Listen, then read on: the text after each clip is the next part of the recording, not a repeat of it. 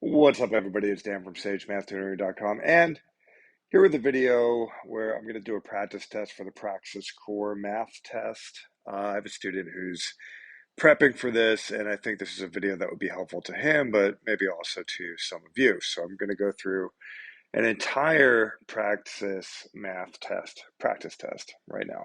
Okay, so these would be formulas that we're going to be using over here. And my understanding with the Praxis test is that they would provide this. So it's good to be sort of familiar with this stuff here. We're going to just use it as we go. So with regards to problem number one, fertilizer is sold in bags that cover 5,000 square feet of grass each. Rectangular field is 45 yards, not feet, notice, by 120 yards. How many bags of fertilizer are needed to cover the field? So first, we do need to take note of the fact that the units are different. We have square feet here, whereas we have yards over here. So I think it would be a good idea to actually draw a diagram of the field. We have 45 yards by 120 yards. And the reality is we have bags that cover 5,000 square feet. So we need to know how many of these we need to fill up this whole rectangle. Now, in order to do that, we're going to have to convert yards to feet. Now, in reality, actually, we can kind of see this in the formula sheet. 1 yard is equal to 3 feet. All right. So, therefore, we could say that 45 yards, right? And if you want to do a little conversion factor, it's 1 yard is equal to 3 feet. And that would cancel the yards, and then we could multiply straight across, and we would recognize that 45 times 3 is 135 feet. So that's going to be 135 feet right there. And it would be a similar process with regards to this 120 yards. We would be multiplying that 120 times 3, and 120 times 3 is 360. So that's 360 feet. Now, you might be wondering, why am I doing this? Well, the reason I'm doing this is because really what we want to do is we want to multiply this 360 times this 135 in order to get the area of the rectangle, because we could get the area of the rectangle and then essentially just divide that by 5,000, and that would tell us how many bags we would need. You can imagine maybe this is one bag and it covers 5,000 square feet here. Maybe this is another bag and it covers 5,000 square feet here. We don't know, but we're going to figure out how many bags do we need to cover this whole space. And in order to do that, we have to find the area. Now, in order to find the area, again, we would have to multiply that 360 times that 135. And in case you need a reminder as to why that is, it's because, as you can see in the formula sheet, the area of, I guess they don't have a rectangle. You would think that they would. You would think that they would. Area of a rectangle is ultimately going to be the same as the area of a parallelogram, because a rectangle is a kind of parallelogram. So we could sort of get away with calculating the area of a rectangle by calculating base times height. Now, the base in this case is 360 feet, and the height in this case is 135. Now, 360 times 135 is 4,600. 4,600. And that's square feet. Okay. Now, the reality is we found the area of the rectangle in feet, so in order to find out how many of these bags we need, we would be dividing 48,600 by 5,000. So that's going to be 48,600 divided by 5,000, and that is 9.72. Now, it doesn't make sense to have 9.72 bags, so therefore we would need one extra bag. We would need these 9 bags plus the extra bag to cover this part, and that is why the answer is E. We need 10 bags. All right, looking at problem number 2. To simplify that, it's really just a matter of employing what's called PEMDAS, and that's the order of operations, where P stands for parentheses. If you have an opportunity to simplify that which is inside parentheses, you should do that. If there's nothing to do there, then you would move to E, and E stands for exponents, meaning if there's an opportunity to apply an exponent somewhere, you should do that. M stands for multiplication, D stands for division, A stands for addition, S stands for subtraction. Now, it is the case that multiplication and division are sort of interchangeable, depends on which happens first from left to right. It is the case that addition and subtraction is also interchangeable, it depends on what happens first from left to right. Now, the bottom line is we do have no opportunities to simplify anything inside parentheses, because even though there's some parentheses here, the negative 8x is as simplified as could be. So therefore, we don't really need to worry about that.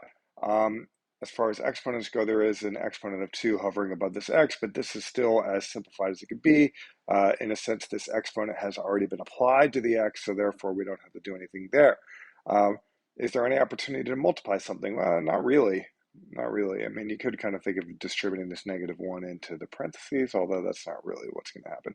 Division, no. Addition and subtraction, yes. So it is the case that we can simplify by just combining like terms at the end of the day. So let me just copy this, bring it down here. So if we were to do all of that, it is a matter of recognizing that 7x is a like term with this term, because they both have x in it. -4 is a constant that happens to be a like term with this -9. -3y is a like term with this y right here. And then finally, we have a -5x squared, which is a like term with itself. It's sort of one of a kind there. Now, I do notice that the answer choices have the exponents in descending order, where it goes from the highest exponent and then it goes down, and it's also alphabetical as well. So that's kind of like a standard way of writing an expression like this. So I'm going to say let's go ahead and just begin the process of doing that. We could write that -5x squared first, right? So that's the red underline thing. Let's look for x terms. Well, we have the 7x minus a -8x. Now, when you minus a negative, it's almost like just saying plus 8x, okay? Because anytime you have a negative next to another negative right here, that just becomes addition. So at the end of the day, it's really going to be the 7x plus 8x, and that's going to be plus 15x. Now, therefore, it is certainly looking like answer choice E and answer choice A are promising. So looking for the y terms, which happen to be the yellow underlined terms, we have a -3y minus y. That's going to give us a -4y. And in my opinion, that allows us to stop right now. The answer is going to be A, because answer choice E does not have a -4y right there, whereas answer choice A does. So we are done. Okay, Allison's monthly budget is that 1,775. She uses 2/5 of her money each month to pay rent. If 1/4 of the remaining money is for her car payment, how much money does she spend each month on her car? So there's multiple ways of going about this. I'm going to hit it with a visual approach, which you might see in like Singapore math methods. But the visual approach would be a matter of drawing this bar representing the total original amount. We have a 5 in the denominator and a 4 in the denominator. Now, I know from experience that we can then divide this by 5, because 5 is one of the numbers, and then divide these by 4, because 4 is the other sort of number in the bottom there, okay? So this is one way of doing it. Now, what we've done is we've taken this entire amount and we've divided it by 20. Now, the entire amount is 1775, and 1775 divided by 20 is 8875. So each of these represents 8875, okay, dollars, and this is dollars. All right, so we could just keep that in mind. Now, the bottom line is she used 2/5 of her money. Now, the fifths are denoted by these boxes here. Remember how I immediately had divided the entire bar into 5 of these black boxes. Now, 2 of these go to rent. Okay, 2 of these go to rent. So we could sort of ignore that part. It's the case that one fourth of her remaining money is for her car payment. Well, we have the remaining money over here, and there are 12 sort of subdivisions here, 12 subdivisions here, and apparently one fourth of that goes to the car payment. Okay, one fourth of that. So one fourth of 12 is three. So in reality, three of these is going to be one fourth, and that goes to the car. All right, because three of these would be one fourth of the remaining money, and that goes to the car. So we already know that each of these is 88.75. Okay, we know that this is 88.75, right? We know that this is 88.75, and we know that this is 88.75. Okay, so therefore, if we want to know how much money she spent on her car, you could just multiply 88.75 by 3, and that's going to give you 266.25, and that's answer choice C. Now, let's say you don't like the visual approach. Let's say you don't like what I just did. Okay, what we could do instead is the sort of textbook way, the algebra textbook way, where you would realize that, okay, we have 1775. 2/5 of the money goes to pay rent. So 1775 times 2/5. Let's find out how much money goes to rent. That would be 1775 times 2/5, and that is 710. Now, that's what went to rent, and then we say that one fourth of the remaining money went to the car payment. Now, what is the remaining money? Well, that would be 1755 minus 710. That's going to give us the remaining money, and that would be 1065. So then we want the one fourth of the remaining money. So all you would have to do is multiply 1065 times one fourth, and that's going to give you the amount of money that she spends each month on the car. And 1065 times one fourth is indeed 266.25. So that's how that would work.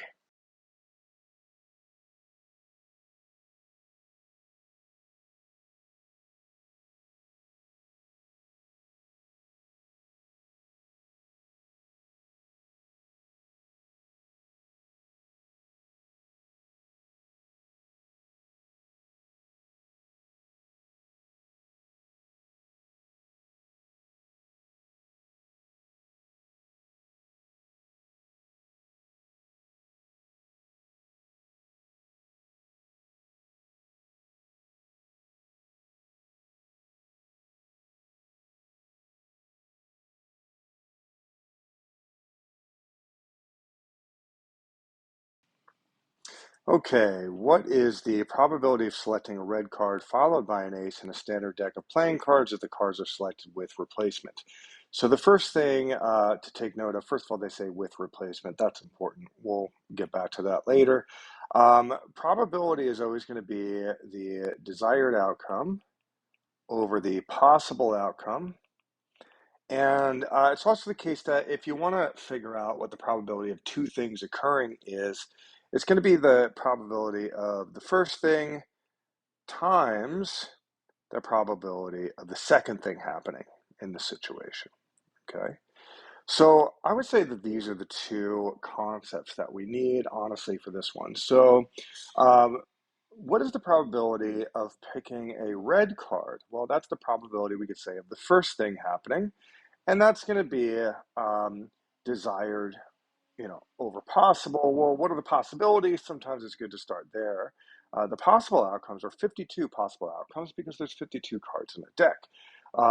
Then we want to focus on the desired outcome. What's the how many desired outcomes would there be given what we're looking for? Well, we want to select a red card. Well, how many red cards are there in a deck? Well, there's two suits featuring red cards. There is diamonds and there is hearts. So that's half of the 52 cards. So that would be 26. Okay, 26. So that's the probability of the first thing happening, the probability of the second thing happening, which is following up with an ace. Now, remember, this is with replacement. So after pulling out the first card, you're putting it back in. So there's still, in this next sort of moment, there's still going to be 52 cards in the deck. And then the question is, how many of these are aces? Well, there are four aces in a 52 card deck. There's the ace of hearts, ace of diamonds, ace of clubs, and ace of spades. So we're looking at this. So this is literally just a matter of multiplying the two fractions. And if you were to multiply these two, you would get another fraction that ends up just being 1 over 26. So that's this one. All right, looking at problem number 14, Sam, Kerry, and Jordan will log their runs using different units. Sam ran 75.4 kilometers last week. Kerry ran a certain amount of meters. Okay, so that's different. Jordan ran a certain amount of centimeters, which graph below represents their weekly running totals. Well, probably a good idea to put everything in terms of, I would say, honestly, let's put it all in terms of kilometers. Now, the reality is that when you look over here, 1 meter is equal to 100 centimeters, and 1 kilometer is equal to 1,000 meters. So let's put everything in terms of kilometers. So therefore, we know that Sam did 75.4 kilometers, right? Let's see, Kerry, we need to figure out how many kilometers Kerry did, and we also need to figure out how many kilometers Jordan did. Now, looking at Kerry, Kerry apparently ran 7540 meters. Let's convert that to kilometers. So we're going to say 7540 meters. And to do a conversion, we could stick meters down below, and we could acknowledge that there are 1,000 meters in one single kilometer. How do we know that? We know that because it's literally said right here. There are 1,000, oh, pardon me. It said right here, there are 1,000 meters in 1 kilometer. So that's going to be our fraction that we're going to use to convert the units. So the meters up here cancels with the meters down there. And the next thing you know, we have 7540 times 1 up top. So that's going to be meters right here, all over 1,000. Now, 7540 divided by 1,000 is going to be 7.54. So Kerry did 7.54. Now, let's see what's going on with Jordan. So according to the problem, Jordan ran 7,540,000 centimeters. Okay, so that's 754 with 4 zeros, and that's centimeters, right? So what we could do is we could say, okay, there are 100 centimeters for every 1 meter, right? Because according to this information, there were 100 centimeters for every 1 meter. And then we can recognize that that's a beautiful thing because that's going to cause the word centimeters to cancel, but we still don't want the word meters. We want the word kilometers in this, so we have to get rid of that word meters, and we can do that by forcing the meters word to be down below, and we can once again remind ourselves that there are 1,000 meters in one single kilometer. Now, why am I doing this? Well, because the centimeters word will now cancel out, which is what we want, and the meters word will now cancel out, which is what we want. So therefore, we can multiply straight across. Next thing you know, you have 754 with 4 zeros all over 100 times 1,000. So that's going to be 5 zeros. So we're looking at this, okay? And then if you were to sort of divide all that, well, I kind of feel like we can do this by hand, to be honest. That's going to be 754 divided by 10, so that's going to become 75.4 kilometers. Okay, so that's that. So Jordan went 75.4 kilometers. So it looks like Jordan and Sam ran the same distance. So let's see which answer choice seems to reflect that. Jordan and Sam seem to have run the same distance here. So in my opinion, that's going to be the answer. They ran the same distance here, but Kerry clearly did less than the other two. So this one's gone. So that should be the answer with that one. Okay, so solving inequalities, notice this is not an equation, but rather an inequality. Solving inequalities is really the same thing as solving algebra equations. It's just that whenever you multiply by a negative, like whenever you multiply both sides by a negative, you have to change the direction of the inequality symbol. Whenever you divide both sides by a negative, you're going to have to change the direction of the inequality symbol. So let's see what happens here. We have negative 2x plus 7 is greater than 21. Okay, going about it like a normal algebra problem, subtracting 7, that would cancel that. Next thing you know, you have a negative 2x is greater than 21 minus 7 is, I believe that's 14. Yep, 14. And then at that point, we are dividing both sides by negative 2. And that would result in these negative 2's being canceled. Next thing you know, you have an x is less than, careful, less than negative 7. Now, it is indeed the case that since we divided both sides by negative 2, I had to change the direction of the inequality symbol, and that's going to be the answer right there. X is less than negative 7, which happens to be answer choice B. Okay, which of the following would typically represent a negative correlation? Okay, negative correlation is such that you have like a trending downward scenario, okay, of information where, let's call that y, we'll call that x, as one variable like x gets bigger, right, as x gets larger as we move from left to right, it's the case that y gets smaller at the same time, okay? So doesn't make sense that it would be height versus weight. For example, is it the case that the heavier you get, the shorter you get? No. What about education versus income level? Is it the case that the higher your income level, the less education you have? That doesn't seem true, right? Then there's time spent exercises versus calories burned. Is it the case that the more calories you burn, the less time spent exercising? That doesn't seem to make sense either. What about hours spent working? Does it seem true that the more money earned, it's going to be less hours spent working? No.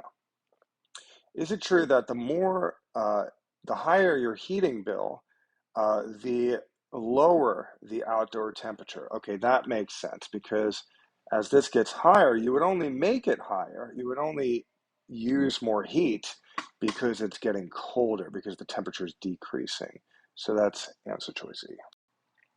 Looking at problem number 17, what is the area of a circle with circumference of 16 pi inches? The formula for circumference is actually right here, 2 pi times radius. So I'll just write that here, 2 times pi times radius. Now, apparently, the area that we want to find the area of the circle. Now, let's get clear on the area formula. The area formula is pi times r squared. Now, the bottom line is we would have our answer because that's what they want. They want to know what the area of the circle is. We would have our answer if we just had r. If we knew what r was, we would just plug it in and we would have our answer. So our first initial mission must be to find r. So we could find r based off of the fact that they told us that the circumference happens to be 16 pi. So we're going to say, okay, cool, the circumference is 16 pi. We know that that's going to equal 2 pi r. And then we're on our way to solving for this yellow r right here. How are you going to do that? Well, you could divide both sides by 2 pi. In fact, that would be a way of really cutting to the chase. So the 2 pi's would cancel. These pi's would cancel. That would become an 8. That would become a 1. Next thing you know, the r is now by itself. R happens to be literally 8. However, we're not done. That's not the mission. The mission is to find the area. So now that we have our radius, which is 8, we can plug it in here. So therefore, we are looking at A equals pi times 8 squared, aka 64 pi. And that is the answer right here. Okay, so this problem has to do with what's called PEMDAS. Let's read it first. The student's work is reproduced below. At what point did they make a mistake? So basically, there was an expression and the student went ahead and simplified this expression by applying what's called PEMDAS. Now, I'm just going to briefly explain PEMDAS. Now, the way I like to draw it, by the way, is to do a little arrow here, a little arrow there.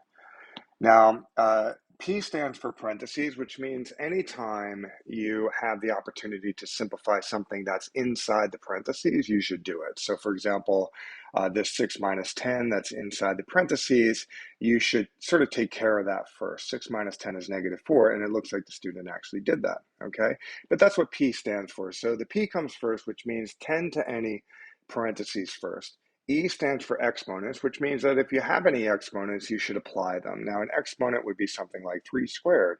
And if you were to apply the exponent to 3, well, that would become 9. Okay?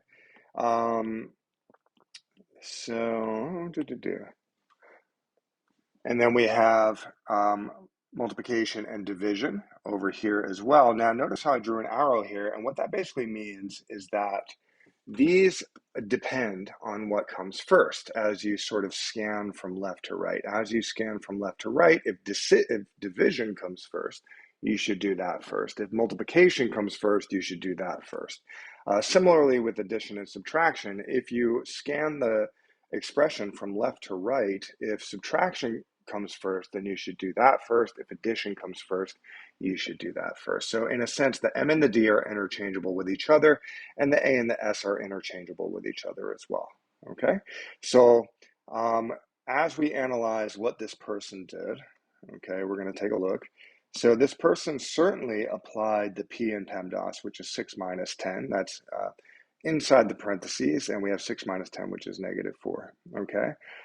Then we have 16 divided by 2 times 2 over here. Now, I'm in agreement with this step entirely, so the student did the right thing here. Now, when we move from this step to this step, though, we need to really look at it. What did the student do? Well, the student clearly multiplied the -3 times the -4, which is the M in PEMDAS. But then what the student did over here is the student multiplied this 2 times that 2 to give you that 4. So the student multiplied -3 times -4 to give us this +12, and the student multiplied +2 times +2 to give us that 4. Okay, now I'm going to dispute that because remember, I told you multiplication and division are interchangeable. It depends on which comes first as you move from left to right. So the reality is that we have 16 divided by 2. We should have taken care of that first, actually. And that would have been 8, and then that would have been 8 times 2. Okay, so once again, the mistake is that this student, when you have a division and multiplication situation, the division is on the left, so you should have done that first. He should have done that first. 16 divided by 2 is 8, and then you would multiply 8 times this 2. But what the student did is the student tended to this multiplication, which was on the right first, and then you end up with 16 divided by 4, which is going to give you a completely different value. So I would say that this step right here is the problem, okay? Original problem, step 1 and step 2. So step 2 is the problem. Okay, looking at problem number 19, which equation would produce this graph? Well, for my student watching, you should know that the very common way of creating a linear equation is called slope-intercept form, which is this right here. And this right here is what we call the slope, and this is what we call the y-intercept. All right, now the slope is based off of what's called rise over run. So you're sort of measuring how much up and down, up or down a line is going, and you're putting that over how much left or right a line is going. Now, for example, let's kind of look at a simple case example. So if I had some line that was, let's see, going like that, okay, let's see, so it goes like, I'm going to make it a good line. I'm trying to make this good. We'll just make it like this. Okay, so if I have a line that's going like that, the slope of that line would be based off of the fact that the rise, like it goes from this point to this point, so you should actually do that. You should probably get clear on the points first. So the rise would be 1, 2, 3, 4, 5 up, so the rise would be 5, and then the run would be 1, 2, 3, 4. Okay, so that happens to have a slope of 5 over 4. Now let's be very clear. If we had some other line that was sort of like that, well, then the rise would be down 1, 2, 3, 4. So that would be a slope of -4, and it would have a right hand movement of 1, 2, 3, 4, 5, 6. Okay, so that would be 6. So we have -2 over 3. Okay, so that would be the slope of this line. All right, so let's only focus on the green one though for now.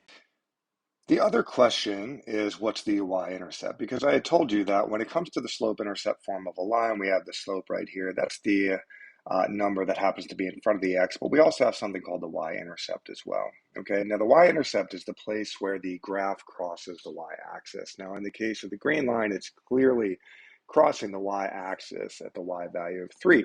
So the y-intercept in this case would be 3. So the equation of that line, that sort of sample line, let's ignore that, we already found the slope of the green line. The slope of the green line is 5 over 4x, and then it would be plus 3. So that would be the y-intercept of this particular green line. So that's how you sort of interpret the equations of lines. So I'm going to say let's find the y-intercept first. The y-intercept of this line happens to be 1.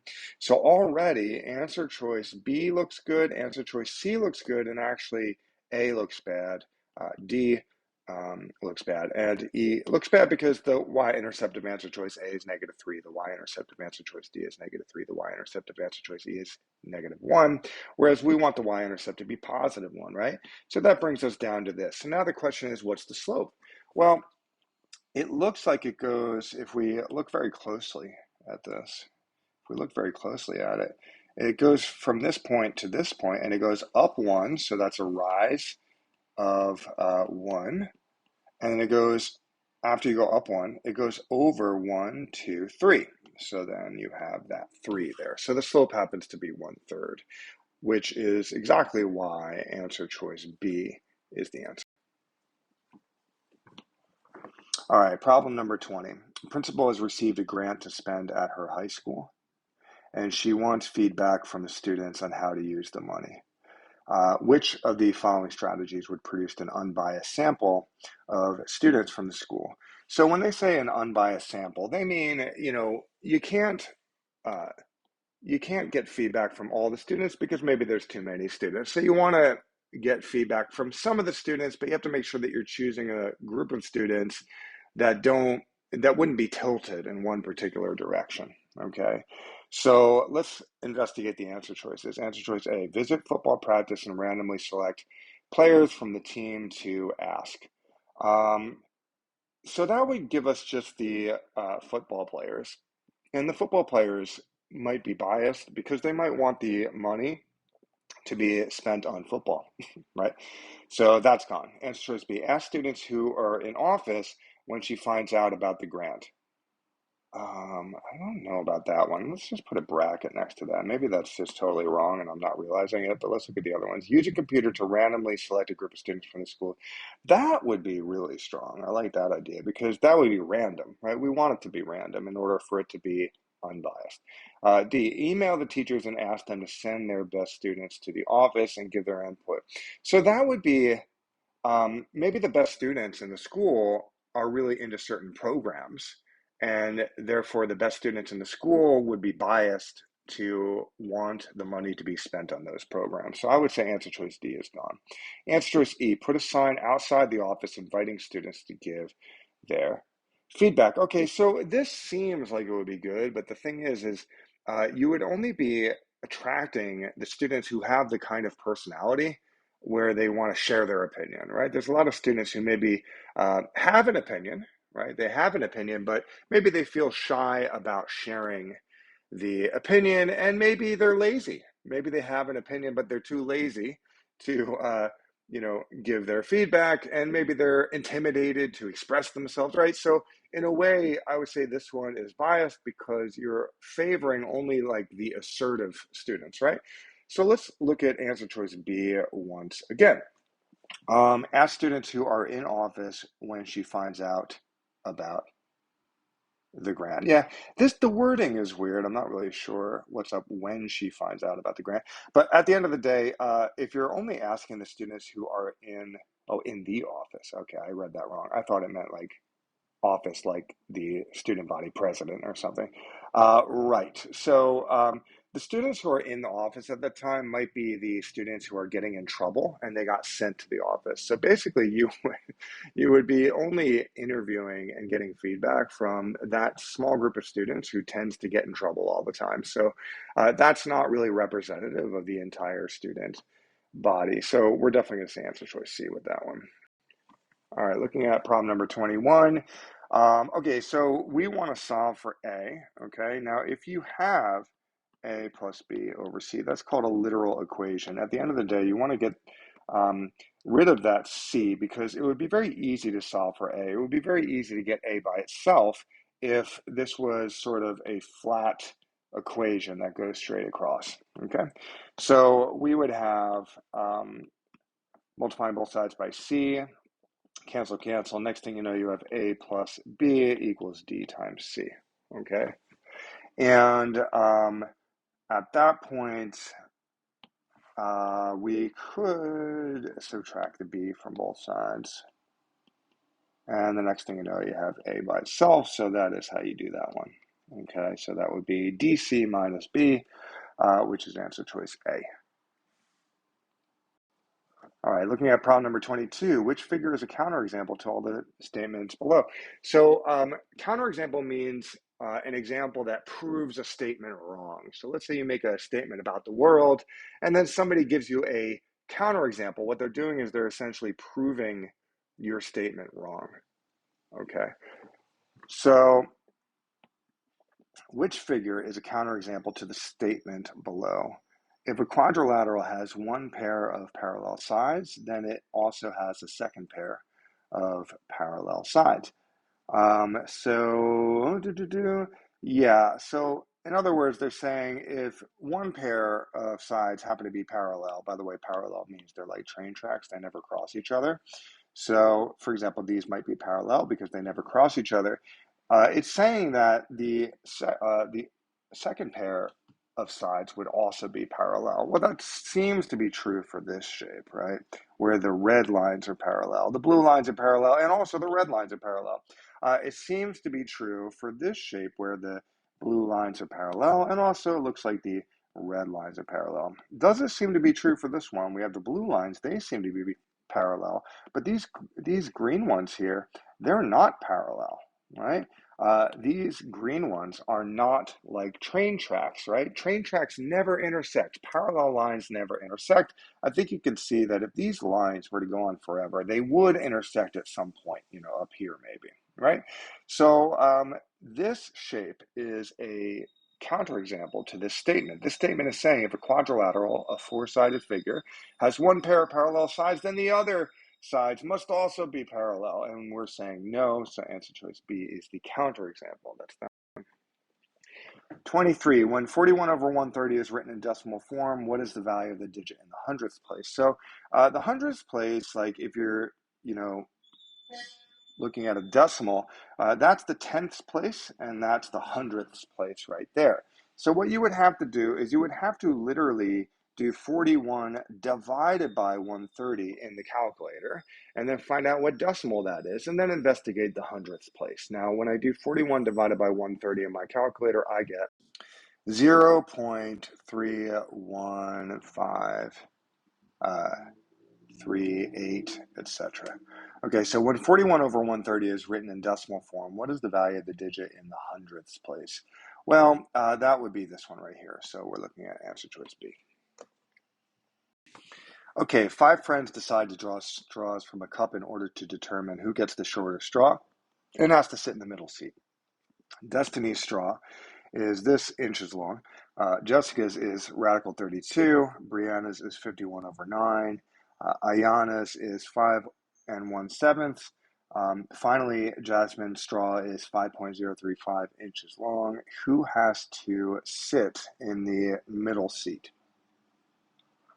Okay, so it's a matter of just figuring out which of those straws is the shortest one, and probably the best way to go is to convert all of those lengths into decimals. Now, we have 5.35, we have radical 32, we have 51 over 9, we have 5 and 1/7, we have 5.035. So if we convert these to decimals, well, first of all, 5.35 is already a decimal, so we're good with that.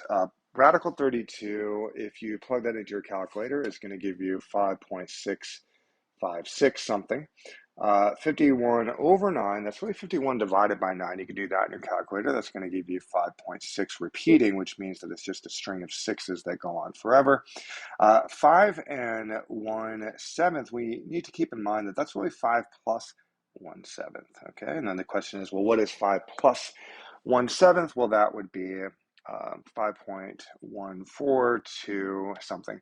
And then over here, that's already a decimal as well. So we're looking at 5.035. So the question is, which of these is the shortest straw? Looks like this one is the shortest straw, and that is Jasmine. So the answer would be B, Jasmine. Okay, to qualify for a scholarship, students must meet at least two of the following criteria: 2.5 or higher GPA, 1,000 or higher SAT, 150 or more volunteer hours. So the three circles represent those three criteria, and we need to make sure that there are students that fulfill two of those criteria, and that would be, let's see, that would be this region here, right? That region there. So that's 7, right? This region here, so that's 8, but we don't want to count the 2 twice. So we need to sort of recognize that. And then this region here, but that's 13, but we don't want to count the 2 again, right? Because we already counted it the first time. So one way of sort of seeing this is that the sort of section that features students that fulfill 2 of the criteria is this green flower, in a way. All the students that happen to fulfill 2 of those criteria are in the green flower, okay? Because it says at least 2 of the following criteria. So it's the case that you just have to add these numbers. 5 plus 2 is 7, 7 plus 6 is 13, 13 plus 11 is 24, okay?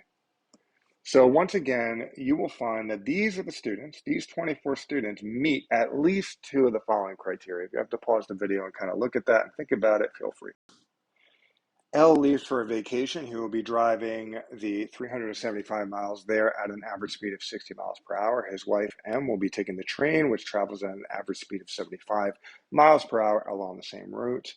If M leaves 3 hours before L, which of the following statements is true? Okay, so for this, I would remind myself that rate times distance, times time rather, equals distance. Now the rate would be the speed.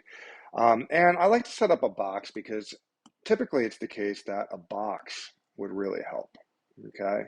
And it's a box that happens to have 3 columns, 1 column for R, 1 column for T, 1 column for D, and then you have 2 rows as well. And in this case, we have a row for L and a row for M. Now, with regards to L, we can fill in the information pertaining to L. So that would be 375 miles there. So that's the total distance he's traveling at an average speed of 60. So we're going to say 60 right there. And then we say M is taking the train, which goes 75 miles per hour. And by the way, it's literally the same, distance, right? So let's see. M leaves 3 hours after L. So let's say that L spends X time traveling, and then we can say that M spends Y amount of time, Y hours traveling. So we already have enough information to sort of figure out what X and Y are, because the reality is that this equation could be captured and put up here. 60x equals 375, and then dividing both sides by 60 would give you 6.25. Okay, 6.25, and that is 6 hours, and 0.25 of an hour, right, because that's 6.25 hours. 0.25 of an hour is 1/4 of an hour. 1/4 of an hour is 15 minutes. So that's 6 hours and 15 minutes. Okay. Over here, we have 75 times y equals 375. And then dividing both sides by 75, that would be 5. So the reality is that L spends 6 hours and 15 minutes on the road. M spends 5 hours on the train. Okay, but we do want to keep in mind that M left, 3 hours rather after L left. Now, if you look at the answer choices, it really seems like they're just comparing when L and M arrive. In my opinion, probably a good idea to bring that down to earth. Let's imagine they both left at noon. Okay, well, actually, no, they didn't both leave at noon. L left at noon. We're going to imagine that, right? And if L left at noon, he arrives at 6:15 p.m., right? If L leaves at noon, I'll write it here, at noon, L arrives at 6:15 because L spent 6 hours and 15 minutes traveling. M leaves 3 hours later, so M leaves at 3 p.m., right? Leaves at 3 p.m. And then after that, M travels for 5 hours, which means that M arrives at 8 p.m. Arrives at 8 p.m. I feel like now we can make a nice comparison. It looks like M arrives, what would that be? An hour and 45 minutes later, I do believe. Let's see. Yeah, if you calculate the difference between 8 p.m. and 6:15 p.m., that would be an hour and 45. So therefore, M arrives an hour and 45 minutes after L. So that means that L arrives an hour and 45 minutes before M. And that's written right here. So that's answer choice C. In a pre-election poll, Mary Brown had a support of 24% of voters. In the election, 48,000 citizens voted for Brown. About how many people voted in this election? So I would use the open formula for that now. O stands for original amount. P stands for the percentage as a decimal. Okay. And then N stands for the new amount. Okay, so 48,000 people happens to be 24% of the voters. So it's almost like you had an original amount of voters. You calculated the percentage of that amount of voters, and then you have the new amount. So the new amount in this case is 48,000. Okay, so you do have to be sort of on point when it comes to knowing which number goes where. So the new amount is 48,000. Okay, and the percentage we know is 24%, also known as 0.24. And then we need to figure out what is this O. That's not to be confused with a zero. That's a variable. Okay, so we're going to solve for that green O right now by dividing both sides by 0.24. In other words, dividing 48,000 by 0.24, and that would be the green O equaling 200,000. So there were 200,000 people voting in this election. Okay, looking at this one in the figure below shows a shape that is translated 3 units to the right and 4 units up. What were the coordinates of point C prior to the translation? Right. Right. So this right here is a result of going 3 units to the right and 4 units up. Okay. So you had an original point C. We could say original point C that you called X and Y. And what happened is we brought it 3 units to the right, which could be represented as X plus 3, and 4 units up, which could be represented as Y plus 4. So I would advise that. And then as a result of that, we ended here. Okay. And what that ended up becoming was negative 3, comma 2. So therefore, we can conclude that if we want to find the original x, well, we could just take this x plus 3 and set it equal to negative 3. And if we want to find the original green y, we could just take this y plus 4 and set it equal to 2. Okay, so we have x plus 3 equals negative 3. And then we have y plus 4 is equal to 2. And then x equals negative 6, and then y equals negative 2. Okay, so x equals negative 6, y equals negative 2. That was the original x and y coordinates, and that is certainly found right here, answer choice A. Okay, the square root of the sum of a number and 10 is decreased by 7. Identify the appropriate algebraic expression. So it's the square root of some sum of a number plus 10. Okay, sum means adding. So it's the square root of some number plus 10. And then it got decreased by 7. So that's going to be minus 7. Okay? So therefore, we're looking at square root of x, some number, plus 10. And then after that, we decreased it by 7. So that's how you do that one. Answer choice E. The fastest man in the world can run approximately 12 meters per second. How many kilometers per hour can the fastest man run? Okay, so meters is right here. 1 meter for every 1,000 millimeters, 1 meter for every 100 centimeters, and 1,000 meters for every 1 kilometer. So that's going to be the ticket. 12 meters per second. So what we'll do is we'll say 12 meters for every 1 second. Okay, and then what we could do is we could set up, some conversion factors here, where at the end of the day, we don't want the word meters in the final sort of statement, and we also don't want the word seconds in the final statement. We ultimately want kilometers in the final statement, and we want hours in the final statement. So therefore, let's do first things first. The bottom line is we have to get rid of this word M. Okay, now I'm not focused on the numbers right now. I'm focused on the words that we want to get rid of. The reality is we have to get rid of that word M, and the way to do that is to force it to be diagonal from that M. And then we could ask ourselves, is there a relationship that we could mention here that might be helpful? Well, yes. According to the information, 1,000 meters corresponds with 1 single kilometer. Now, kilometers is the word that we actually want in the final statement, right? So that's a beautiful thing. We actually stumbled upon that word already.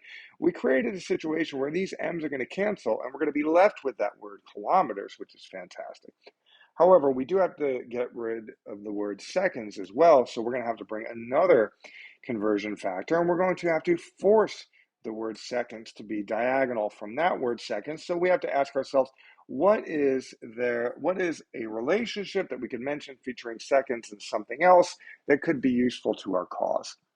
Well, the reality is that, ultimately we want the word hour in the final statement. We might not know how many seconds are in an hour, but we certainly know how many seconds are in a minute. That would be 60 seconds in a single minute. But at the end of the day, we don't want the word minutes in the final answer. So therefore, we have to get rid of that.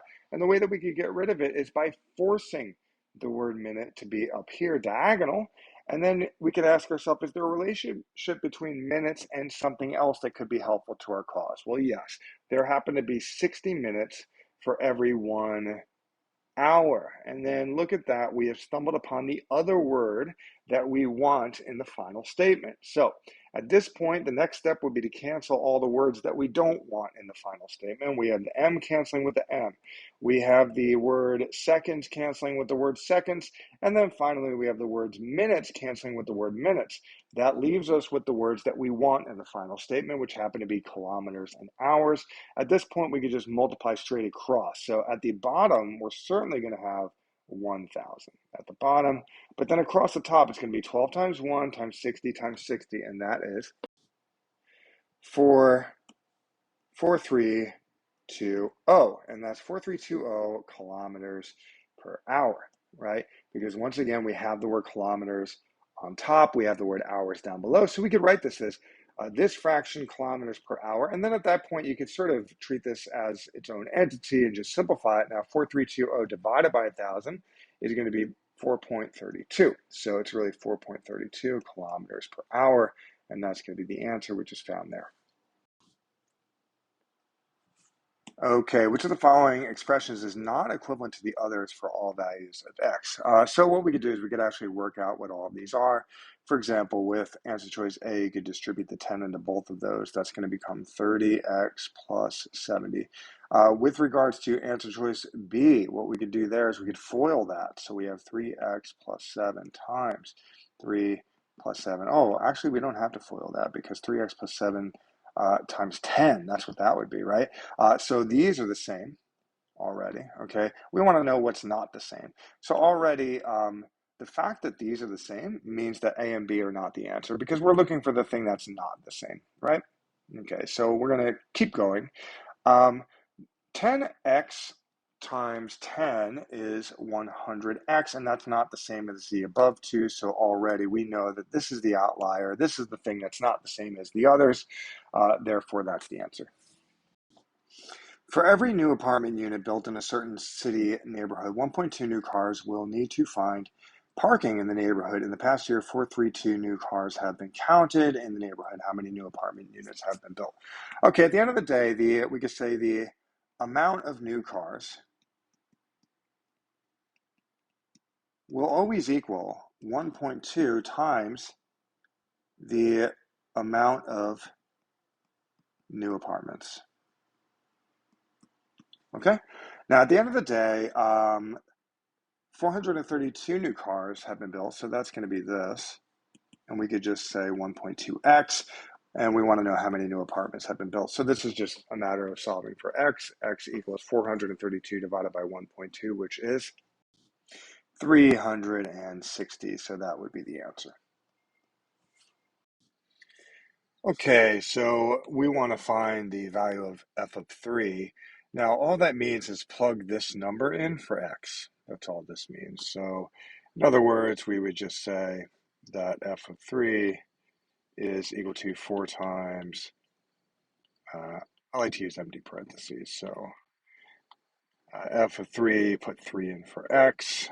Applying PEMDAS now, we would have 4 times 9, let's worry about that later, plus 2 times 3, which is 6, minus 6. That's going to turn into just 36. So that's the answer there. Which of the following functions would result in a graph that is a straight line across the domain and range of the function? Choose all that apply. So in other words, which of those is a linear equation across the entire domain? So it does say choose all that apply. So I'm going to say it's A and E because those are the only ones that are linear. Now, at the end of the day, they said which of the graphs is a straight line? Well, functions that would form a line are functions that have a 1 as the exponent, okay? Notice how this has an exponent of 2. This one doesn't even have an x in it, okay? And this one has a square root symbol. The only two functions that have 1 as the exponent are answer choice A and answer choice E, and therefore they are what we would call linear functions, and they form a line, okay? So then we know that they would result in a graph that's a straight line. Okay, for the spinner below, what's the probability of landing on an odd number? So it is good to know that probability is typically going to be seen as desired outcome over possible outcome. But the problem is that these outcomes are not equally possible or equally likely, I should say, because clearly the section for 4 and the section for 5 are sort of smaller than these other sections. So that tells me that this is a little less straightforward than a typical probability problem. Um, what I would strongly suggest is that you can recognize that probability is really just a fraction. You have a number associated with the desired outcome, and this is a number associated with the whole, the whole thing, like the entire sample space, we could say. All right. Now, at the end of the day, it's just a fraction, right? A part over a whole. Well, we could, in that way, view this as a question that's essentially asking what fraction of the whole circle are the odds? What fraction of the whole thing are the odds? Well, we have this piece right here. That's an odd. We have this piece right here. That's an odd. We have this piece right here. Now, I'm going to say the two sort of blue sections, that's already 1/2 of the whole thing, right?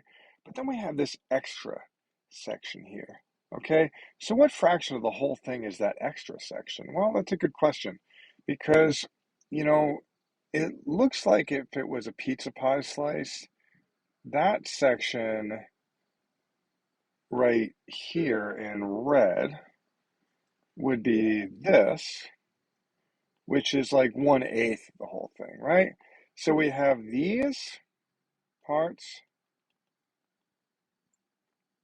right? And then we have the red part. Now, the blue part plus the blue part is certainly 1/2. Now, another way of saying it is that's clearly 1/4 right there. That's clearly 1/4 right there. And then we have 1/8 right there. So you could just add them all, right? So it's like 1/4 plus 1/4 plus 1/8. And then we could find out what that equals. So in order to do that, we could certainly add the first two. So the 1/4 plus 1/4 is going to become 2/4, also known as 1/2. So it's really 1/2 plus 1/8. And then in the attempt to get a common denominator, we can multiply this by 4/4. And then the next thing you know, you have 4/8 plus 1/8. And then we have 5/8. And that's the answer right there. Okay, the trapezoids shown below are similar. Use the formula, blah, blah, blah. That's the area. Find the area of the smaller trapezoid.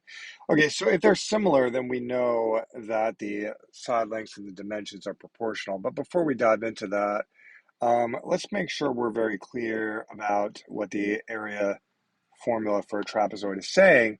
What we need for the area of a trapezoid is we certainly are going to need the height, that's for sure, but we're also going to need base 1 and base 2. Now, base 1 you can think of as the entire bottom base, and base 2 is the entire top part. So our mission is to find the area of the smaller trapezoid, but the problem is that we don't have base 1. We have base 2. Base 2 is 18, right? Because I said that base 2 is sort of the top part, right? Base 2 is 18. We certainly have the height. The height is 6, so we can put 6 off to the side here. And then, therefore, we're looking at the area equals 1/2 of, we can say 1/2 times 6, which is really 3 times base 1 plus 18. Now, if we just had base 1, then we'd be home free. We'd be able to figure out what this is.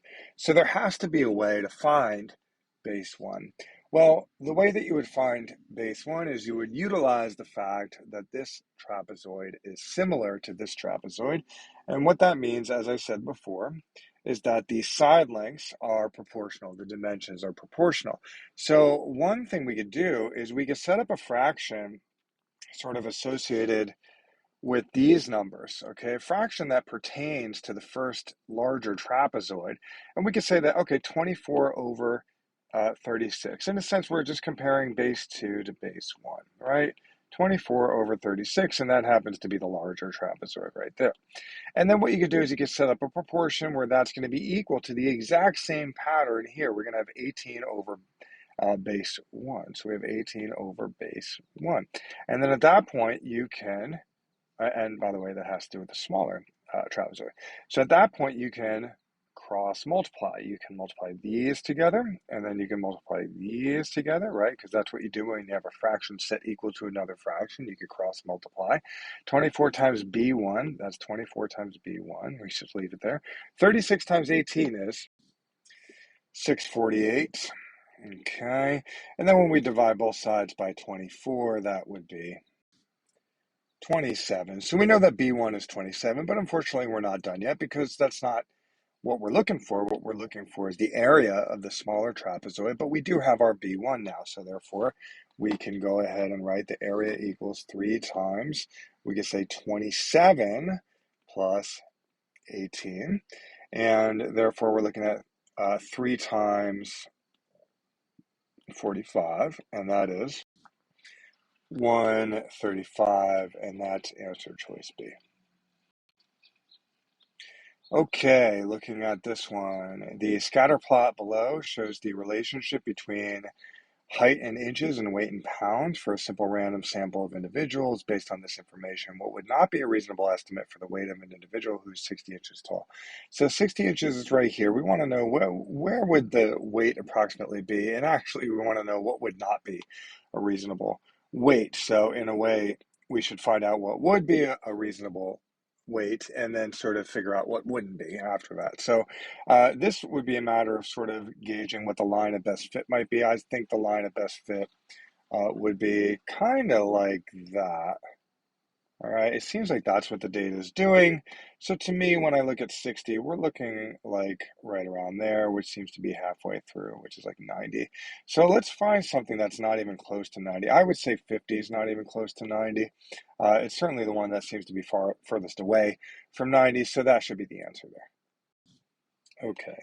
Ricardo's age is currently 6 times greater than Luisa's age in 10 years. Luisa's age will be 5 years less than half of Ricardo's age. How old is Luisa now? Okay, so these are, of course, tricky. The way that I've taught myself really to do these is I set up a table, okay? And you're going to have, obviously, a column associated with Ricardo, a column associated with Luisa. And these rows, like row 1 and row 2, are going to represent different moments in time, and it's probably best to do it chronologically. Now, they are mentioning something about currently, which means right now, and then in 10 years into the future. So we're going to say currently, and then this is the future. Now, according to the problem, currently, Ricardo's age is 6 times greater than Luisa's age. So I'm going to call Luisa's age L, and we're going to call Ricardo's age 6 times L. And then they say something crazy. They say in 10 years, Luisa's age will be 5 years less than half of Ricardo's age. Okay, so that's just craziness. But the bottom line is, in 10 years, even if we can't quite decipher that right away, let's write down what we do know. We know that in 10 years, Ricardo is going to be 6L plus 10. I mean, that's just a fact. And then in 10 years, Luisa is going to be L plus 10. That's just a fact, okay?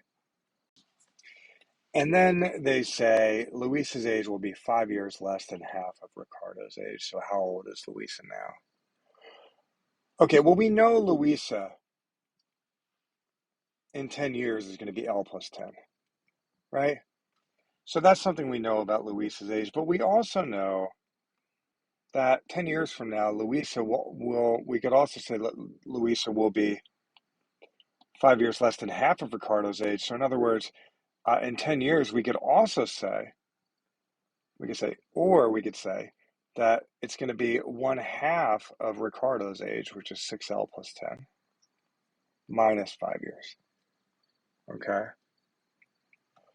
So we know that this is true. This is a way of representing Luisa's age 10 years from now, but we could also say that this expression is a way of expressing Luisa's age 10 years from now. And because of that, you can set these equal to each other.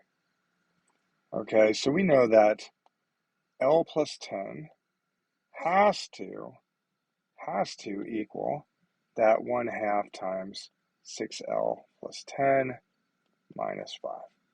Okay? So at that point, you could then distribute the 1/2 here and here. You would end up with 3L plus 5 minus 5. You would have L plus 10 over here.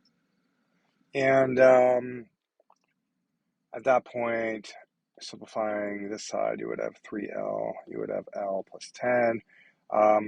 Let's go ahead and subtract L from both sides. That would give us 10 equals 2L. And then we could divide both sides by 2. That's going to give us L equals 5. So L equals 5, which means that currently Louisa is 5 years old. Okay? That's what that means. We just found L, and here's L. So then we want to know how old is Louisa now? Well, we just found it. She's 5. Okay? So that's how you do that one.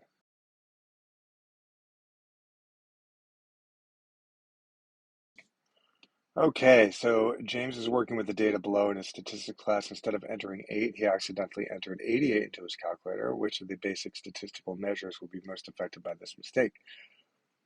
Let's see. So he put 88 here. Now, what that actually does is certainly affects the average. There's no question about that. But before we really analyze this, let's just put these numbers in order. That way we can sort of see what the mean is, what the median is, what the mode is, what the range is, okay? Because I actually feel like we need to bring this problem down to earth in order to really know what's going on with it. The least number is 7. The next greatest number seems to be 8. The next greatest number, I do believe, is 10. Then we have 11. We have another 11. We have a 12. Or we have another 11. We have another 11. We have, looks like a 12, right? We have another 12. We have a 14. We have a 15.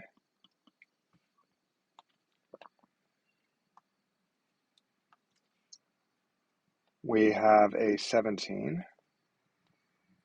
And we have an 18.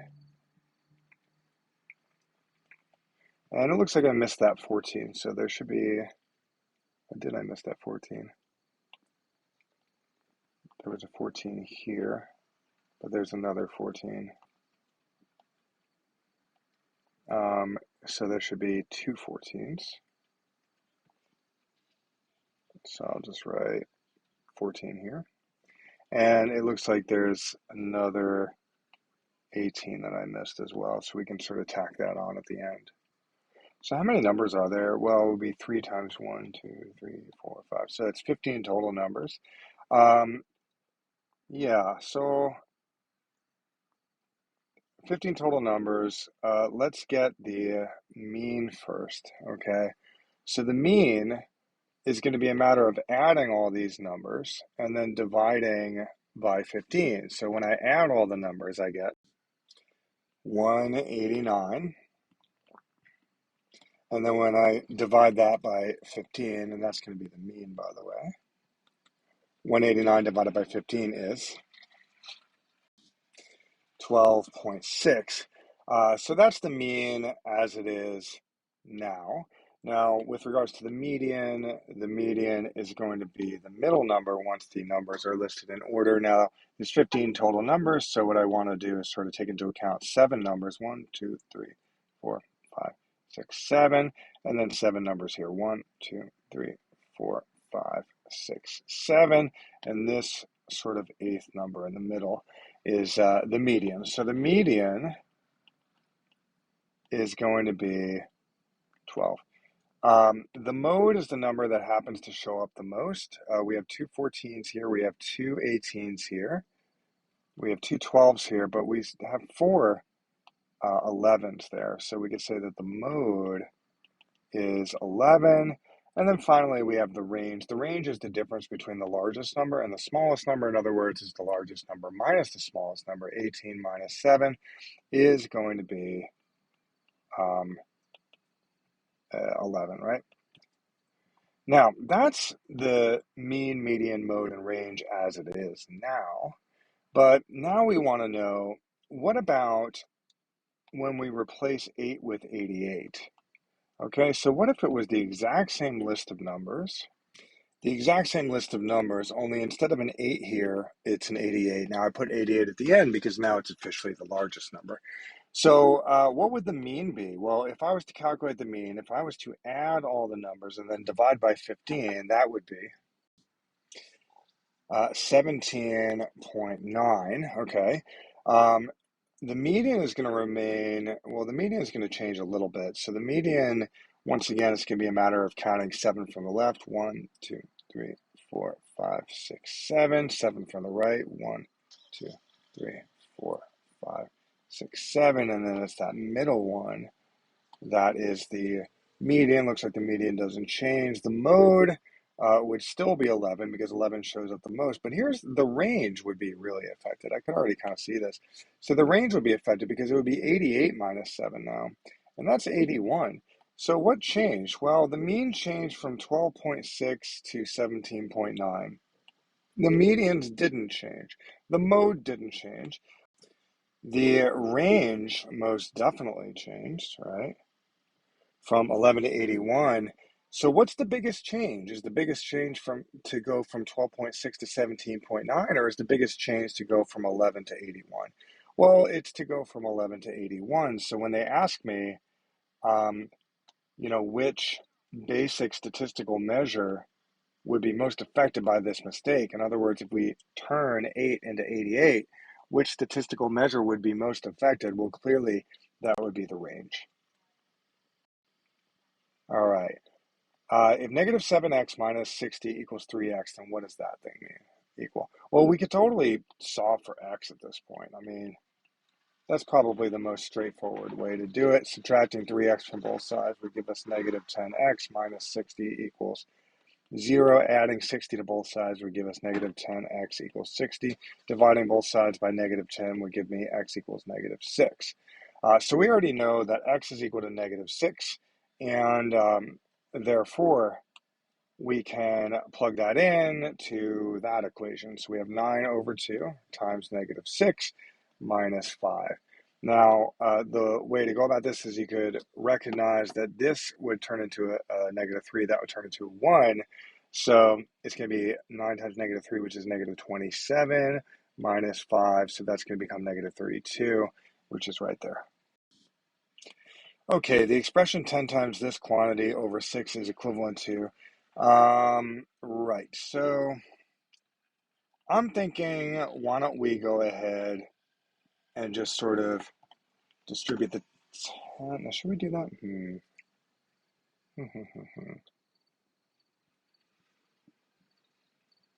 All right, these are all maximally simplified. So here's what I'm going to do. I'm going to say, let's go ahead and do a reduction here.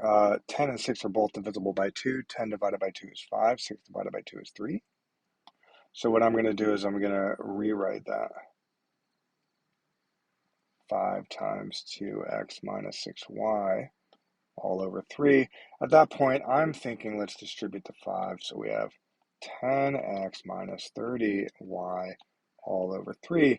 Now, in a way, whenever you have like two terms that are added or subtracted in the numerator, but only one term down below, what that means is you can split that. So it's 10 over 3. X minus 30 over 3y, and it's the case that 30 over 3 is just 10, so therefore we can say it's 10 over 3x minus 10y, and that is right here. Okay, Christina needs a new cover for her pool, which is a rectangle with a semicircular area at one end. What area cover does she require? So it's the case that the area of any rectangle is going to be length times width, okay? So that's going to be length times width, and the area of any circle is right here. The area of a circle is equal to pi r squared. Now, if you're dealing with half of a circle, well, then it would be 1/2 of that, right? So half of a circle would be 1/2 pi r squared. So that's good to know. And the reason I sort of mention that is because clearly this figure features a rectangle, right here, and a half circle right here. So I think it's should be relatively clear that the answer will be the half circle plus the rectangle. So what we could do is we could find out the area of the half circle first. But the problem is that in order to find out the area of the half circle, you're going to need the radius. Now, pi is just pi, 1/2 is just 1/2, but we will need the radius. Now, the radius is sort of this, like the distance from the center to the edge of the circle. And it turns out that that's just going to be half of 12 here, which is 6, right? So that radius right there is really 6, and therefore we could say that this is going to be 1/2 pi times, um, it would be 6 squared, and we can worry about what that is later. And then it's going to be plus, and the dimensions of the rectangle are clearly 30 by 12, so I'll write that like this. So that's going to be 30 times 12. I look at the answer choices and I see that we have pi in there, which means we don't have to treat pi like 3.14. We could just kind of leave it alone. So at the end of the day, 6 squared is 36. 1/2 of 36 is 18. So we're looking at 18 pi plus 30 times 12. Now, 30 times 12 is going to be 360. So that should be the answer, 18 pi plus 360. 18 pi plus 360. That's that one right there. Mars is approximately that amount of kilometers away from Earth. The equivalent value in scientific notation is, okay, so when you're doing scientific notation, it's important to recognize that you will be taking note of where the decimal is, and you have to put it here, okay? So right after the first number. So let's sort of make our way there. We're going to go 1, 2, 3, 4, 5, 6, 7 spaces. Next thing you know, you have 5.64. And what you do 5.64 times 10 to a particular power, and that power will always be however many spaces you move. So it was 1, 2, 3, 4, 5, 6, 7. So that's going to be 7. And of course, that is answer choice E. Given that y is less than negative 3x minus 2, identify all correct solutions. So in other words, there could be more than one correct solution. And when they say solution, what they really mean is if that's x and that's y, if that's x and that's y, if that's x and that's y, if that's x and that's y, if that's x and that's y, would they work if you plug these in to the equation? So let's take a look, and it's really an inequality. It's not an equation. So let's put them all to the test, okay? We're going to put them all to the test, and we're going to see if they all work. Now, it looks like there's 5 of them, so let me just do a little fancy schmancy move here. I'm going to try to get high tech on us right now. We're going to put it all to the test. So let's get this ready because there's 5 answer choices. So we will start with answer choice A, which says that x is negative 7 over 3 and y is negative 10. So y is negative 10, and x is negative 7 over 3. So if we were to work that out, that would be negative 10 is less than, that would be a positive 7 minus 2. Negative 10 is less than 5. Is that true? Yes, it is. So answer choice A would work. Looking at answer choice B, we'll just say this is A, this is B, this is going to be C, this is going to be D, and this is going to be E. So with regards to answer choice B, we're looking at 0, 0, so that's going to be 0, 0. We would have 0 is less than 3 times 0 is negative 3 times 0 is 0, so we have negative 2. Is that true? Is it true that 0 is less than negative 2? No, it's not true. So therefore, that's gone. Looking at answer choice C. Now we're looking at x is negative 2, and then y happens to be 4, so we would have 4 over here. 4 is less than negative 3 times negative 2 is positive 6. Positive 6 minus 2 is 4, and then we have 4 is less than 4. Now, is it true that 4 is less than 4? Is it true that 4 is less than itself? No, 4 is equal to itself. So therefore, that's gone. Looking at answer choice letter D, x is 1/3, y happens to be 5, so we're looking at 5 is less than negative 1 minus 2. 5 is therefore less than negative 3. Is that true? No, that's not true. Looking at answer choice E, x is negative 3 and y is 2. Negative 3 right here, 2 right here. So we have 2 is less than positive 9 minus 2. 2 is less than 7. Is that true? Yes, it is. So therefore, answer choice E also works.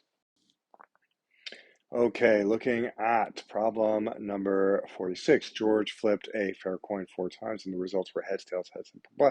What is the probability of getting tails in the next flip? Okay, yeah, so the probability of getting tails in the next flip is 1/2 because the probability of getting heads or tails, probability of getting heads is 1/2, and the probability of getting tails is 1/2.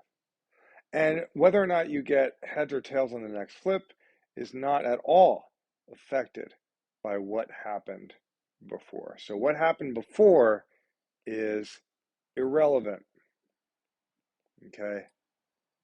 So that's that one. Okay, problem number 47. If M happens to be parallel to N, what's the value of X? Okay, well, just know that anytime you have parallel lines, first of all, there are lines that never intersect.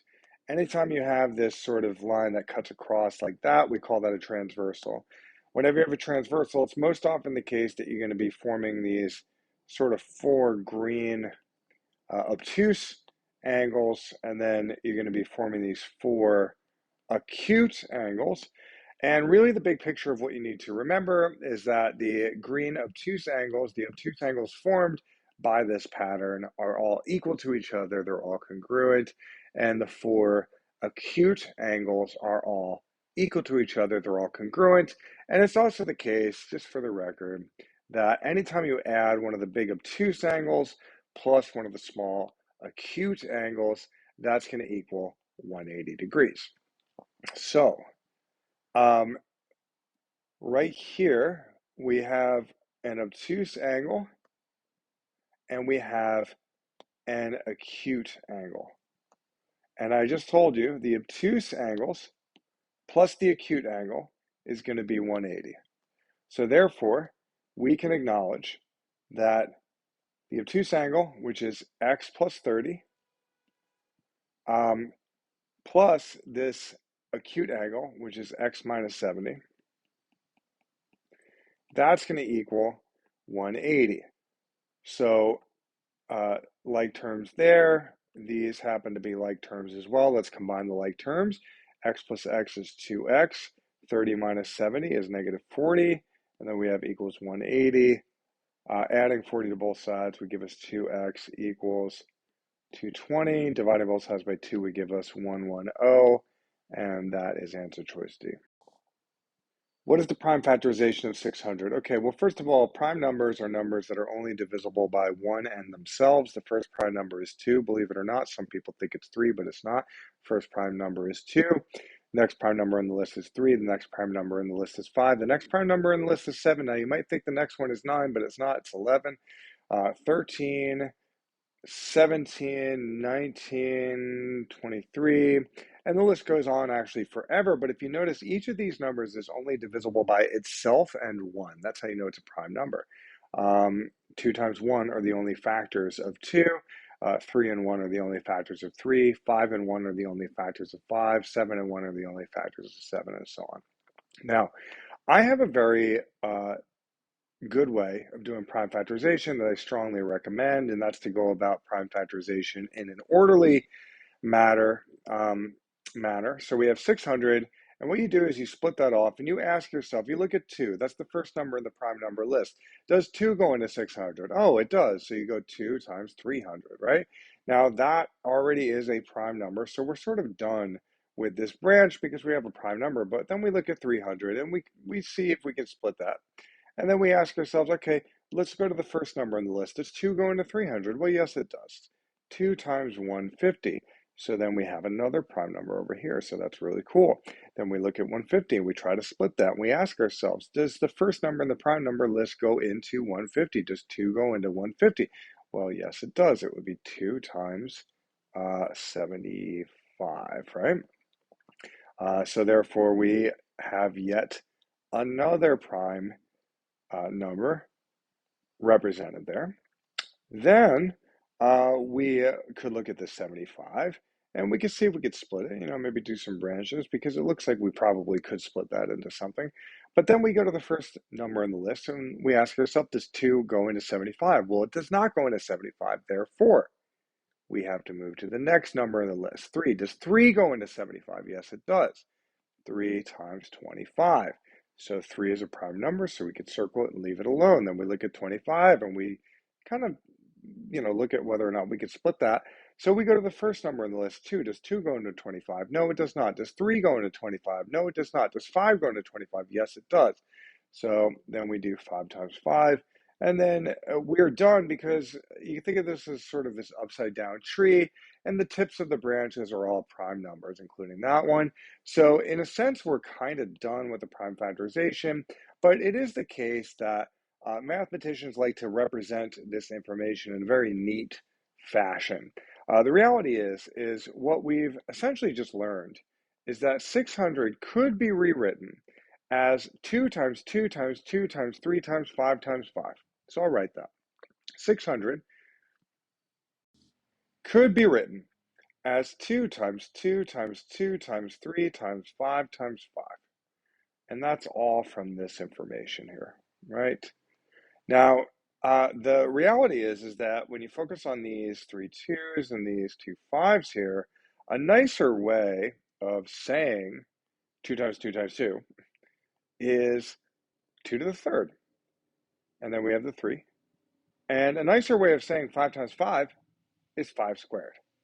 So that is the nice, neat prime factorization of 600, and that's found here. Okay?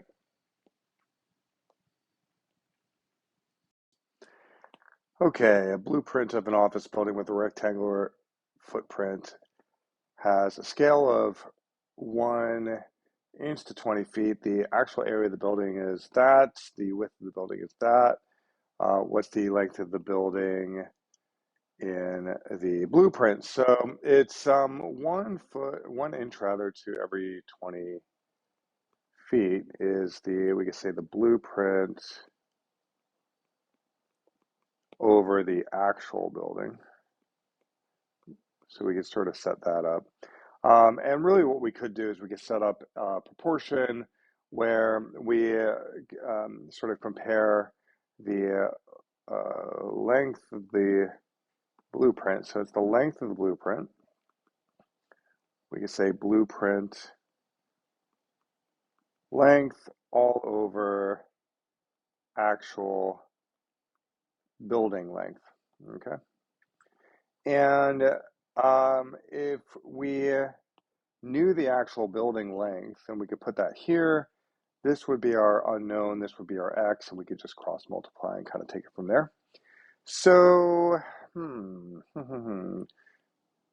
rectangular building, we know it's 2, 3, 4 with 3 zeros. The width is 900 and the length is right there. So we hopefully recognize that the area of the rectangle, of any rectangle, is length times width.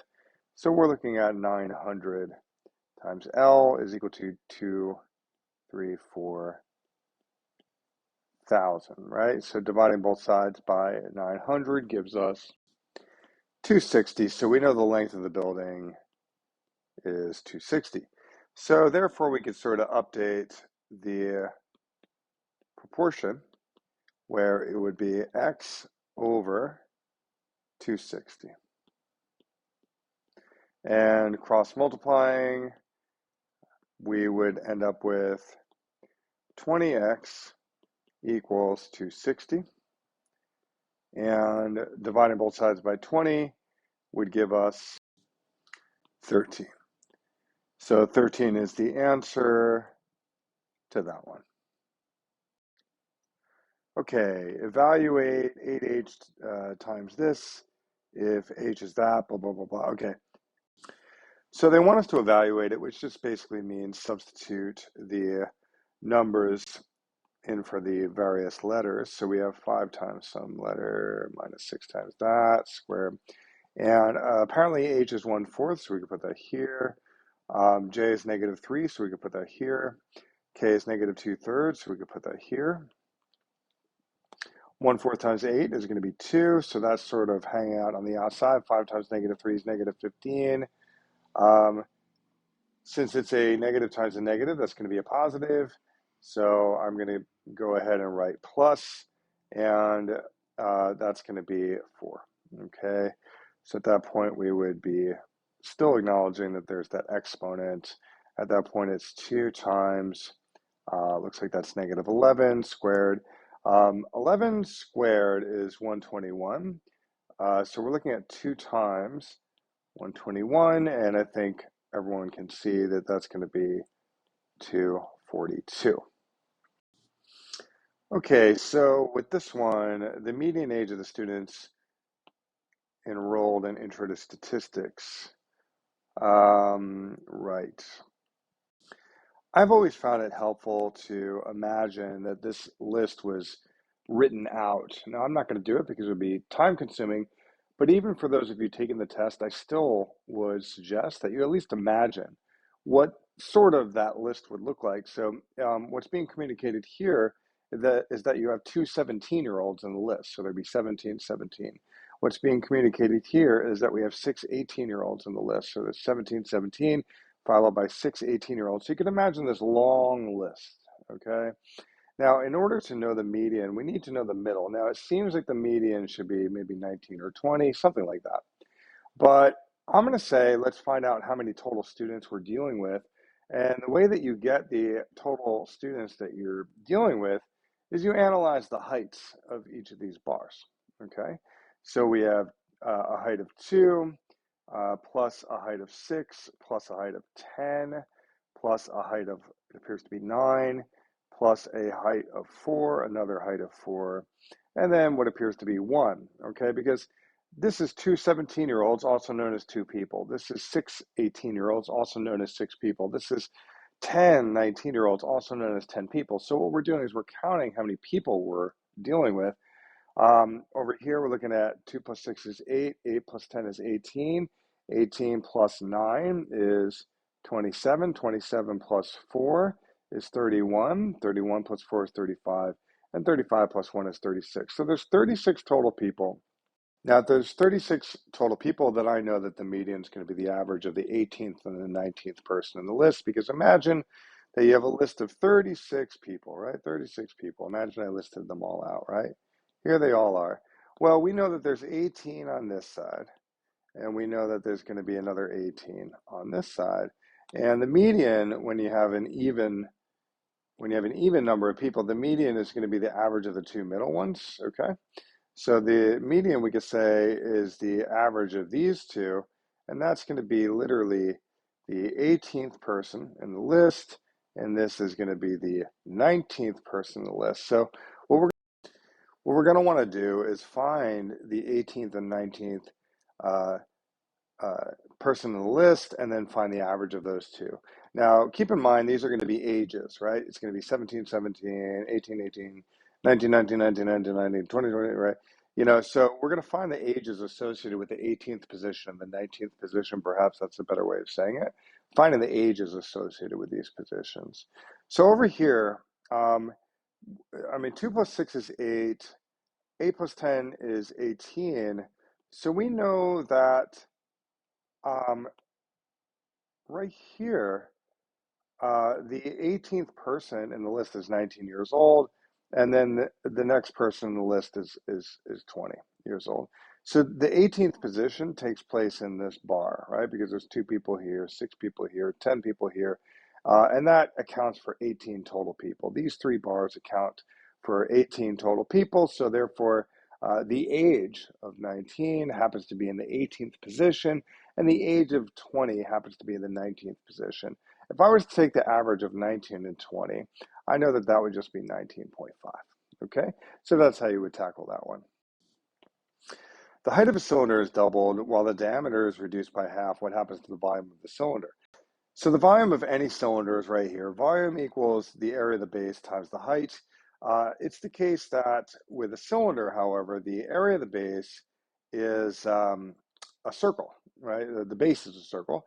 And we know that the area of a circle is pi r squared, and that's actually given right here, pi times radius squared.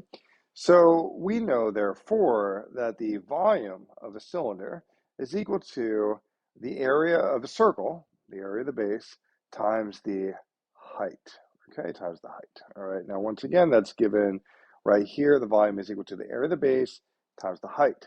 So they say the height of the cylinder is doubled while the diameter is reduced by half. What happens to the volume of the cylinder? Well, let's imagine that the original volume, let's say the original volume was pi times, we'll just make up a radius. Let's imagine the radius is 8, and that's going to be 8 squared, and let's imagine the height is 10. So that's going to become 64 pi times 10, which is really going to be 640 pi. Okay, so let's say that that's the old volume, and then let's say we want to come up with a new volume. So that's going to be pi times some radius squared times a new height. Well, according to the problem, the height of the cylinder gets doubled in the new one. So the new height is going to be 20. The diameter is reduced by half. Now, let's be very clear. Let's say that this was the old cylinder, and we know that the radius is 8, right? But the diameter is this whole thing, okay? The diameter is the 16. But according to this information, in the new radius, in the new cylinder, the diameter is reduced by half. So the diameter is now 8, all right? So we could say that the new cylinder has a smaller diameter, and it's a diameter of 8, which would make the radius, the new radius, 4, okay? So that's going to be a 4. And then we look at the fact that this is 16. 16 times 20 is 320, so it's going to be 320 pi. All right. So we used to have 640 pi, and now we have 320 pi. So what appears to have happened is the old volume was reduced by half, okay? Because 320 pi is half of 640 pi, so therefore answer choice B is the answer. Okay, so given the function below, what is the value of y when x equals negative 20? Right, so I think probably to figure out the equation of this thing would be a good idea, because that's going to really be helpful. If we have the equation of this line, that would be very helpful. So let's remember that the equation of a line could look like this. That's the slope-intercept form of a line. This we call the y-intercept, and this we call the slope. So if you were to set up an equation, it's definitely going to be the slope, so we'll worry about the slope in a moment. The y-intercept is easy to see. That's negative 3, because the y-intercept is right here, is clearly passing through the y-axis at negative 3. Now the slope would be the rise over run. So if we were to sort of analyze this point and this point, we can clearly see that it goes down 2 and to the, well, pardon me, it goes down 1 and to the right 1, 2, 3, 4, okay? So that's down 1 and to the right 4. So that is a slope of 1/4, That's a slope of 1/4. Looking at this, they want to know what's the value of y when x is 20, however. So all we have to do is substitute 20 in for x, and then we would have the volume of y, or the value of y rather. So we have 1/4 times 20, and that's 5, and that's going to be 5 minus 3, and that equals 2, so that is the answer. Okay, pair of shoes cost that. Store discounts of shoes at 30% off. You are also able to utilize another discount for an additional 5%. If there's 7% sales tax, what is the final price of the shoes? Round to the nearest cent. Okay. Well, I am a fan of using the open formula for percentage problems, where O stands for the original amount, P stands for the percent, and N stands for new. However, if we're dealing with a percent decrease or a percent increase, percent decrease would be something like a discount, which is what we're dealing with. Then there's sort of the expanded version of the open formula. Now, if it's a discount, it's going to be 1 minus P. If it's a markup, or if you're increasing the price by a certain amount, or if you're increasing a value by a particular percentage, then it would be 1 plus P. Now, in the case of a discount, we're looking at 1 minus P. So I say we take into account the first discount, which happens to be 30%, and the original amount is $75, right? It's going to be 1 minus that percent, 30% as a decimal, so that's 0.3. And that's going to give you your new amount, okay? Now, that's ultimately going to be 75 times 0.7, and that happens to be 52.5. Okay, 52.5. Now, that's the first discount that they mentioned, but now we have to worry about the additional discount. There's a so-called loyalty discount, which would be an additional 5% off of this discounted price, because when they say the sale price, they mean the price after the discount. So we could then apply the open formula to the discounted price. So now, when we do the open formula, I'll rewrite it here. O stands for original, 1 minus P equals N for new amount. Well, now the so-called original amount is going to be that 52.5. The new percentage would be 5% off, so that's minus 0.05. And then that's going to give us the new amount. So working all of that out, it would become 49.875.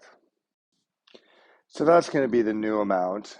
But then there's a 7% sales tax, and that's going to be 7% of this.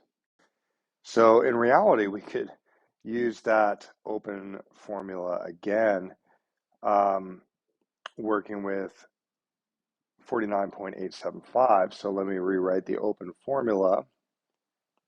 Okay, and now the new original price is 49.875, but this time it's going to be plus, actually. It's going to be sales tax, so we're increasing. So it's going to be 1 plus the sales tax, and the sales tax is 0.075, and that's going to give you your new amount. Now, after working all of this out, that's going to become $53.37, which is right here. Okay, the scatter plot below shows the relationship between the percent of classes attended and final exam averages. What conclusion can be drawn from this information?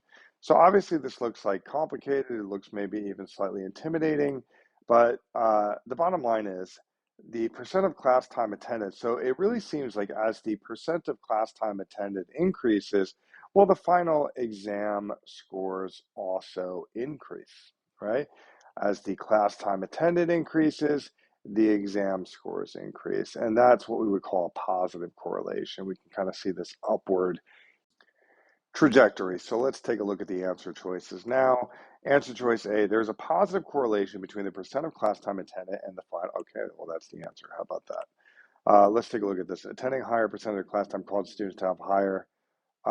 Okay, so this says that the higher percentage of class time causes the students to have higher final exam averages. Now, that's definitely tempting. It kind of seems like it should be that way, actually. However, one of the things you might hear a lot in statistics and maybe even in life is that correlation does not equal causation.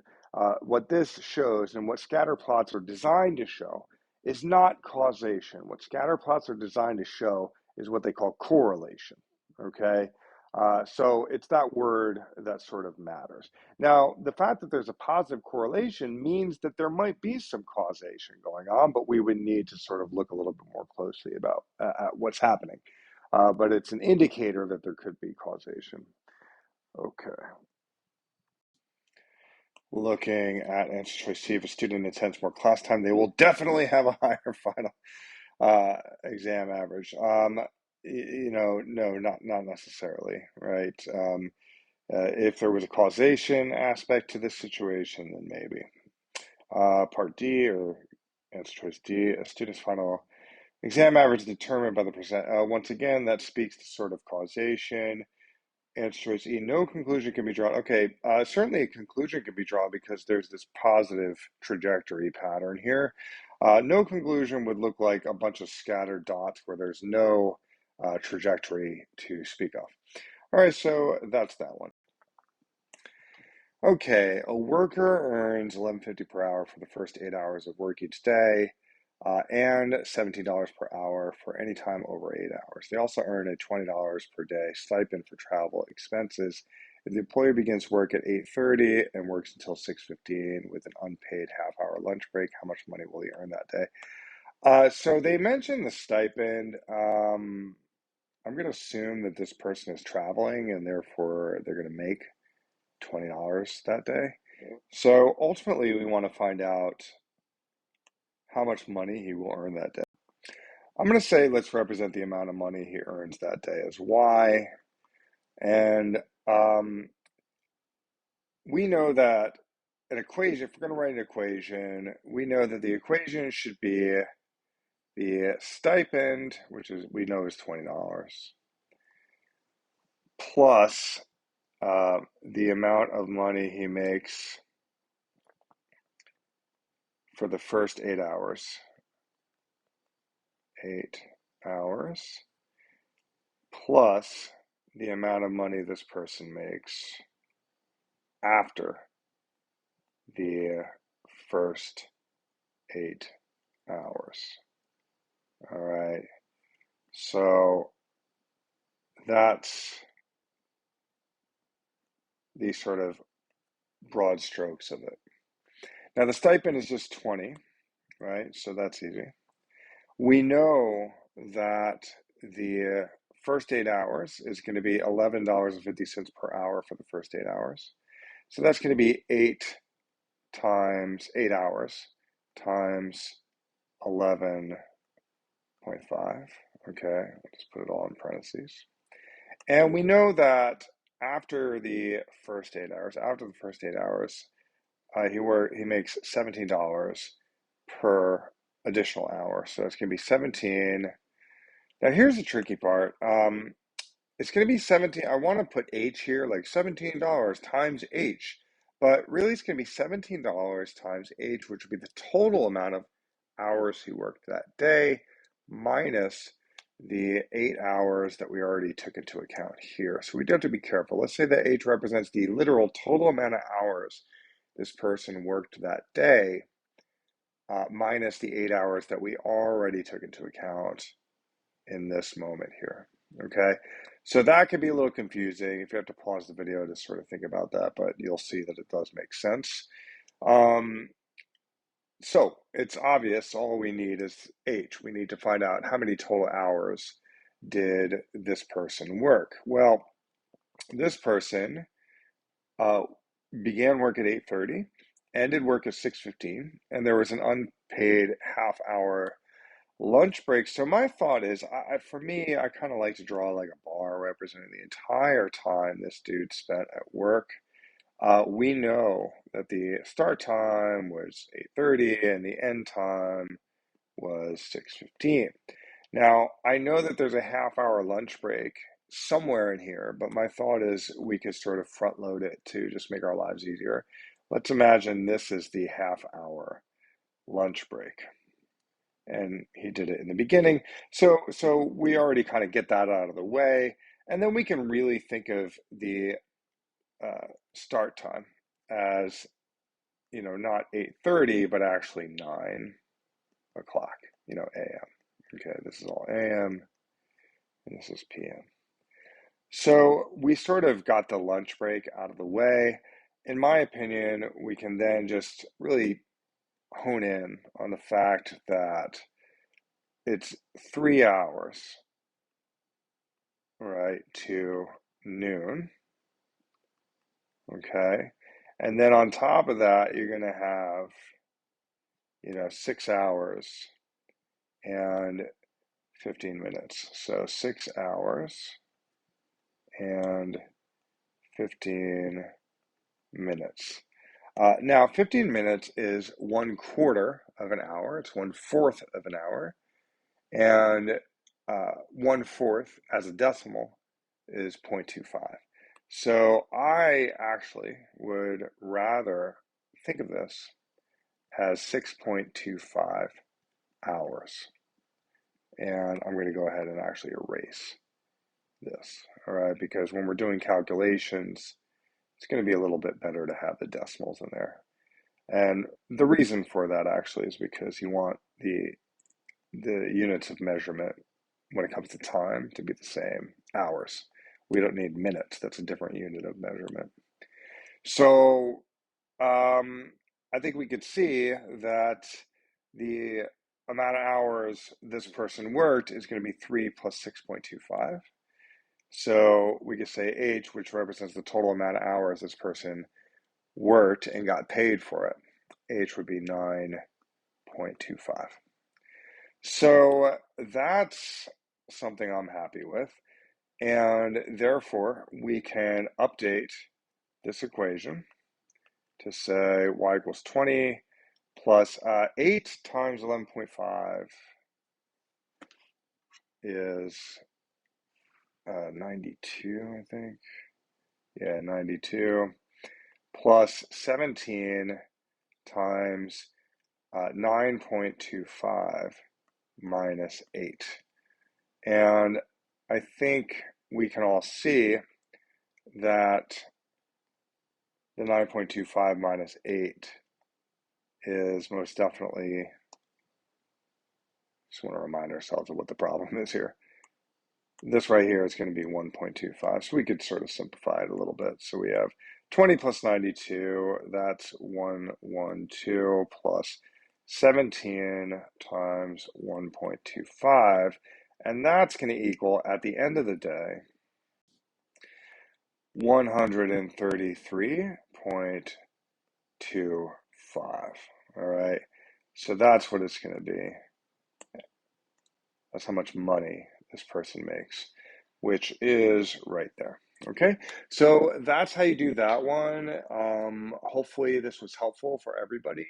But if you have any questions, if you noticed any careless mistakes that I made, please feel free to comment below. But I do believe everything is correct. The process, as always, was correct, but careless mistakes here and there are possible. So hopefully that was helpful, and I will talk to you all later. Bye.